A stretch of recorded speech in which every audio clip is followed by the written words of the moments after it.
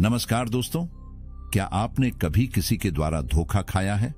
क्या आपके मन में बदला लेने की इच्छा जागी? आज हम बात करेंगे स्टोइक दर्शन के बारे में, जो आपको सिखाएगा कि असली जीत बदला लेने में नहीं, बल्कि उस स्थिति से ऊपर उठने में है। स्टोइक दर्शन के ये अनमोल सिद्धांत आपके जीवन को बदल सकते हैं और आपको हर चुनौती से मजबूत बनाकर निकलने की कला सिखा सकते हैं। अगर आपको यह वीडियो पसंद आया तो लाइक, शेयर और सब्सक्राइब जरूर करें। कमेंट में हमें बताएं कि आपने अपने जीवन में किस कठिन परिस्थिति को स्टोइक तरीके से हैंडल किया। अपने अनुभव हमारे साथ शेयर करें ताकि हम सब मिलकर सीख सकें। और हाँ, घंटी का बटन जरूर दबाएं ताकि आपको हमारे नए वीडियोस की नोटिफिकेशन मिलती रहे। चलिए अब शुरू करते हैं आज का महत्वपूर्ण विषय। धोखे से उबरने के लिए स्टोइक का मार्गदर्शन। क्यों ऊपर उठना सबसे बड़ी जीत है? क्या आपने कभी धोखे या अनादर की पीड़ा महसूस की है? उन दर्दनाक पलों में बदला लेने की इच्छा बहुत तीव्र होती है, लेकिन क्या गुस्से या टकराव से ज्यादा शक्तिशाली कोई जवाब हो सकता है? प्राचीन स्टोइक दार्शनिक एक ऐसा परिवर्तनकारी विकल्प देते हैं जो आपके विरोधियों को निरस्त करता है और साथ ही आपके जीवन को ऊंचा उठाता है। बदले की गलत धारणा। परंपरागत बदले को अक्सर एक नुकसान के बदले दूसरे नुकसान के रूप में देखा जाता है। हालांकि स्टोइक दर्शन हमें सिखाता है कि असली शक्ति प्रतिशोध में नहीं, बल्कि आत्मनियंत्रण में पाई जाती है।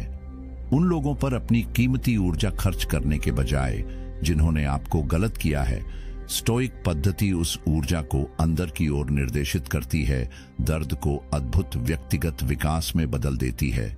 बदला लेने की मानवीय प्रवृत्ति गहरी जड़ें जमाए हुए है। जब हम घायल होते हैं तो हमारे दिमाग का लिम्बिक सिस्टम सक्रिय हो जाता है, जिससे हमें ऐसी भावनाओं से भर देता है जो कार्रवाई की मांग करती हैं। यह विकासवादी प्रतिक्रिया कभी हमारे पूर्वजों को खतरों से बचाने के काम आती थी, लेकिन आधुनिक समाज में यह अक्सर प्रतिशोध के विनाशकारी चक्रों की ओर ले जाती है, जो सभी शामिल लोगों को नुकसान पहुंचाती है। स्टोइसिज्म एक क्रांतिकारी दृष्टिकोण प्रदान करता है। क्या होगा अगर मुक्ति का रास्ता वापस प्रहार करने के माध्यम से नहीं, बल्कि पूरे संघर्ष से ऊपर उठने के माध्यम से है? धोखे से आगे बढ़ने के लिए 6 स्टोइक सिद्धांत। 1. उदासीनता की शक्ति।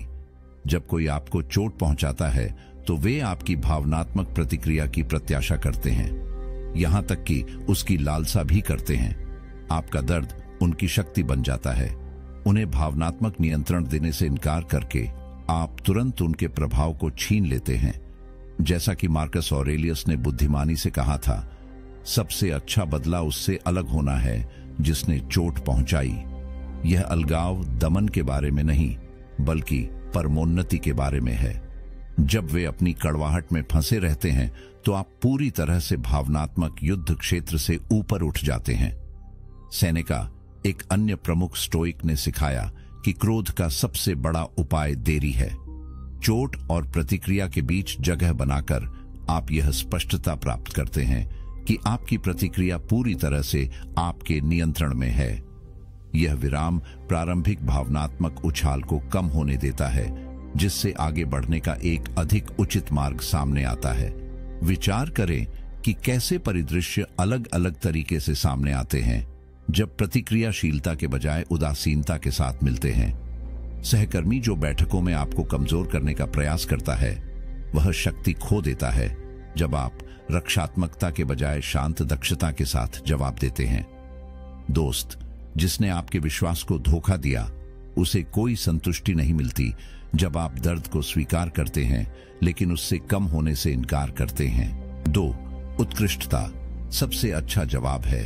शायद सबसे गहरा बदला बस असाधारण रूप से अच्छा जीवन जीना है। कल्पना करें कि जिस व्यक्ति ने आप पर संदेह किया, वह आपके निरंतर विकास, सफलता और फलने फूलने को देखता है। आपके जीवन में उनकी उपस्थिति के बिना उन्होंने शायद आपके पतन की प्रत्याशा की थी, लेकिन इसके बजाय उन्हें आपके उत्थान का सामना करना पड़ता है। ये दर्शाता है कि वे कभी भी वास्तव में बाधाएं नहीं थे, बल्कि महज आपकी महानता की यात्रा पर अस्थायी सबक थे। यह सिद्धांत पेशेवर उपलब्धि से परे है। अच्छा जीवन जीने में जीवन के सभी पहलू शामिल हैं। अर्थपूर्ण संबंधों का विकास, शारीरिक और मानसिक स्वास्थ्य बनाए रखना, ज्ञान का पीछा करना और अपने समुदाय में योगदान देना। समृद्ध अस्तित्व की ओर प्रत्येक कदम एक साथ आपको पिछली चोटों से दूर ले जाता है और आपके अंतिम मार्ग के लिए उनकी अप्रासंगिकता को दर्शाता है।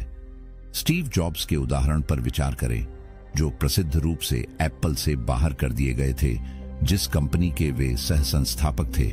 कड़वाहट से भरे होने के बजाय उन्होंने नेक्स्ट की स्थापना की और पिक्सार को बदल दिया। अंततः विजय के साथ एप्पल में लौट आए। उनकी सफलता बदला लेने पर केंद्रित नहीं थी, बल्कि अस्वीकृति के बावजूद निरंतर उत्कृष्टता से उत्पन्न हुई थी। 3.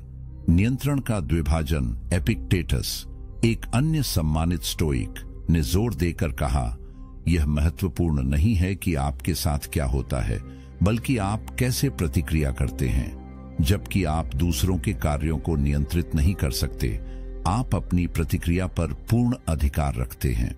पिछली चोटों पर विचार करने में बिताया गया हर क्षण उन लोगों को मूल्यवान मानसिक संपत्ति सौंप देता है जिन्होंने आपको नुकसान पहुंचाया है। आत्म सुधार और भविष्य की संभावनाओं की ओर अपना ध्यान पुनर्निर्देशित करके इस क्षेत्र पर दावा करें।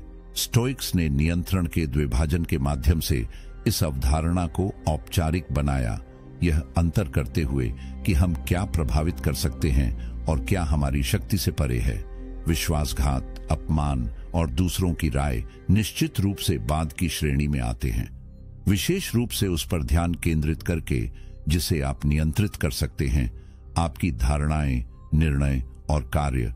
आप उन स्थितियों में एजेंसी का दावा करते हैं जहां आप अन्यथा पीड़ित महसूस कर सकते हैं।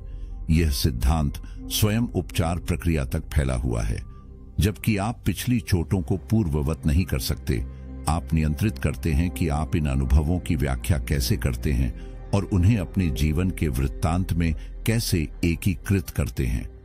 क्या आप अपने आप को परिस्थितियों का शिकार मानेंगे या ऐसे व्यक्ति के रूप में जिसने प्रतिकूलता को बुद्धि और ताकत में बदल दिया? 4. भावनात्मक नियंत्रण से स्वतंत्रता। क्रोध आपको पिछली शिकायतों से बांधता है, जबकि आत्मनियंत्रण मुक्ति प्रदान करता है। स्टोइक्स ने उकसावे या चोटों से भावनात्मक रूप से अप्रभावित रहने की क्षमता विकसित की। अपने आप को अविचलित खड़े हुए चित्रित करें, शांत, केंद्रित और आपकी शांति को परेशान करने के प्रयासों से अप्रभावित। यह भावनात्मक संप्रभुता किसी भी मौखिक जवाब से कहीं अधिक बोलती है। जितना कम प्रतिक्रियाशील आप बनते हैं, उतनी ही अधिक शक्तिशाली आपकी स्थिति बढ़ती है। भावनात्मक नियंत्रण का मतलब भावनाओं को दबाना नहीं है, बल्कि उनके साथ एक स्वस्थ संबंध विकसित करना है। धोखा मिलने पर दर्द को स्वीकार करें, इसे पूरी तरह महसूस करें, लेकिन इसे अपने कार्यों को निर्देशित न करने दें। अपनी भावनाओं को आदेशों के बजाय जानकारी के रूप में देखें। यह मेटाकॉग्निटिव कौशल उत्तेजना और प्रतिक्रिया के बीच जगह बनाता है, जहां बुद्धि उभर सकती है। इस दृष्टिकोण का तंत्रिका संबंधी आधार प्रभावशाली है। शोध से पता चलता है कि भावनाओं को नाम देने और उनका अवलोकन करने से प्रीफ्रंटल कॉर्टेक्स सक्रिय होता है, जो अमिगडाला की भावनात्मक प्रतिक्रियाओं को नियंत्रित कर सकता है। अभ्यास के माध्यम से आप वास्तव में अपने मस्तिष्क को उकसावे के प्रति अधिक जानबूझकर प्रतिक्रिया करने के लिए पुनर्गठित करते हैं। 5. तुलना से परे एक जीवन बनाना। अंतिम स्टोइक बदला एक ऐसा जीवन बनाना है जो इतना पूर्ण और सार्थक हो कि जिन्होंने आपको गलत किया वे अप्रासंगिक हो जाएं। जब दूसरों ने उम्मीद की थी कि आप धोखे के बोझ के नीचे टूट जाएंगे, तो आपने इसके बजाय इसका उपयोग एक ऐसी नींव के रूप में किया जिस पर कुछ उल्लेखनीय बनाया जा सके।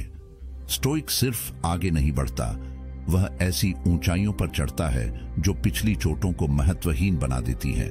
यह सिद्धांत आपके मूल मूल्यों और आकांक्षाओं पर गहरे चिंतन को आमंत्रित करता है।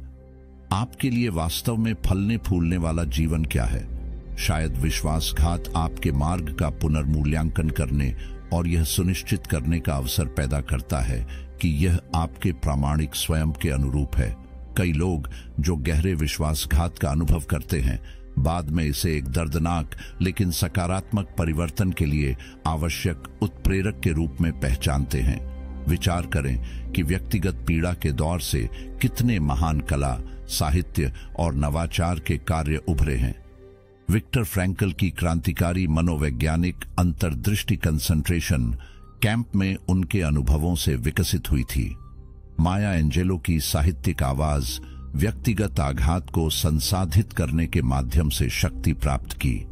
विश्वासघात के प्रति आपकी प्रतिक्रिया में इसी तरह असाधारण योगदान के बीज हो सकते हैं। 6. जाने देने में शांति पाना।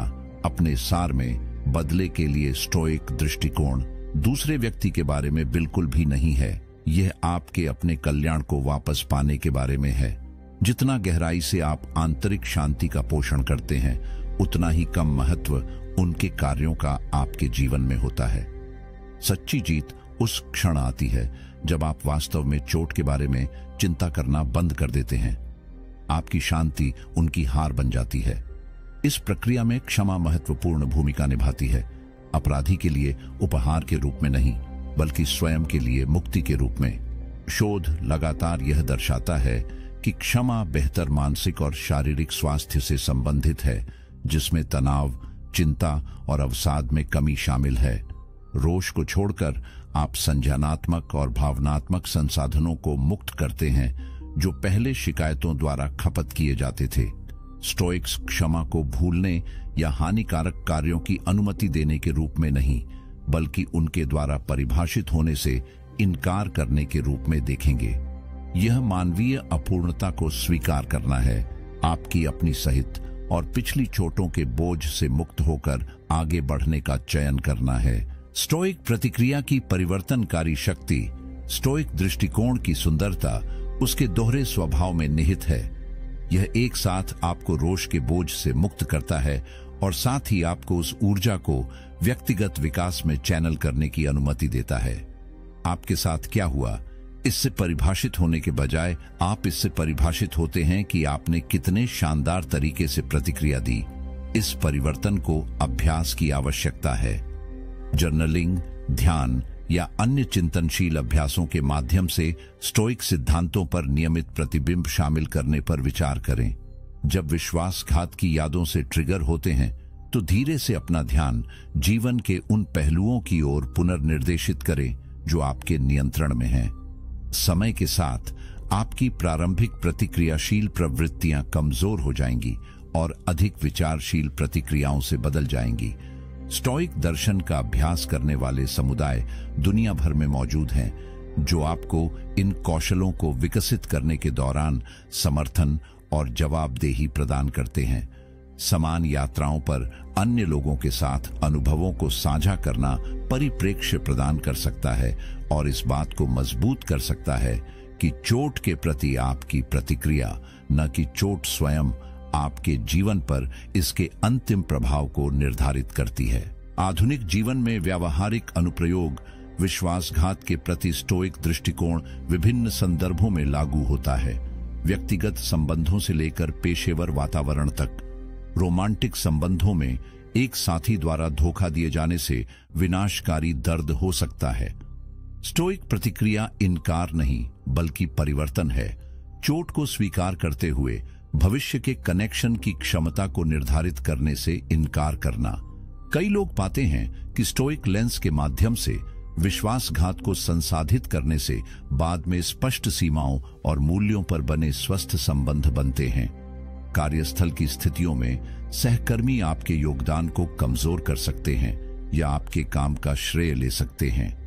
कार्यालय की राजनीति या प्रतिशोध में शामिल होने के बजाय उस ऊर्जा को असाधारण प्रदर्शन और उन सहयोगियों के साथ संबंध निर्माण में चैनल करें जो आपके मूल्य को पहचानते हैं। परिवार की गतिशीलता में अनादर या हेरफेर के लंबे समय से चले आ रहे पैटर्न असंभव लग सकते हैं। स्टोइक दूसरों को बदलने पर नहीं, बल्कि दूसरों के व्यवहार के बावजूद स्वस्थ सीमाएं स्थापित करने और आंतरिक स्थिरता का पोषण करने पर ध्यान केंद्रित करता है। स्टोइक बदले के ऐतिहासिक उदाहरण इतिहास में ऐसे व्यक्ति जिन्होंने विश्वासघात के जवाब में स्टोइक सिद्धांतों को साकार किया, उन्होंने असाधारण विरासत छोड़ी है। नेल्सन मंडेला 27 साल की कैद से बाहर निकले, प्रतिशोध की मांग नहीं की बल्कि मेल मिलाप की वकालत की। अंततः अपने राष्ट्र को गृह युद्ध के बजाय चंगाई की ओर ले गए। अब्राहम लिंकन ने अमेरिका के सबसे बड़े संकट के दौरान अपने मंत्रिमंडल में राजनीतिक प्रतिद्वंद्वियों को नियुक्त किया, जिससे यह प्रदर्शित हुआ कि व्यक्तिगत शिकायतों को बड़े उद्देश्य के लिए पार किया जा सकता है। प्रत्येक स्टोइक समझ का उदाहरण देता है कि वास्तविक शक्ति वापस प्रहार करने में नहीं, बल्कि उकसावे के बावजूद अपने उच्चतम सिद्धांतों के अनुरूप रहने में निहित है। स्टोइक यात्रा पीड़ित से विजेता तक, विश्वासघात से परमोन्नति तक का मार्ग रैखिक नहीं है। आप कई बार क्रोध, दुख और स्वीकृति के चक्र से गुजर सकते हैं। स्टोइसिज्म पूर्णता की मांग नहीं करता है, बल्कि एक उत्तरी तारा प्रदान करता है जिसकी ओर अपनी प्रतिक्रियाओं को उन्मुख करना है। क्या आप ऐसी स्थितियों का सामना कर चुके हैं जहां बदला लेना ही एकमात्र उचित प्रतिक्रिया लगती थी? आपने क्या वैकल्पिक दृष्टिकोण खोजे? स्टोइक मार्ग हमें याद दिलाता है कि हमारी सबसे बड़ी शक्ति वापस प्रहार करने में नहीं, बल्कि चोट से इतना ऊपर उठने में निहित है कि वह हमारे परिवर्तित जीवन में सभी प्रासंगिकता खो देती है। याद रखें, सच्ची स्वतंत्रता तब नहीं आती जब आपके दुश्मन पीड़ित होते हैं, बल्कि तब आती है जब उनके कार्यों में आपकी शांति को परेशान करने या आपके उद्देश्य को पटरी से उतारने की शक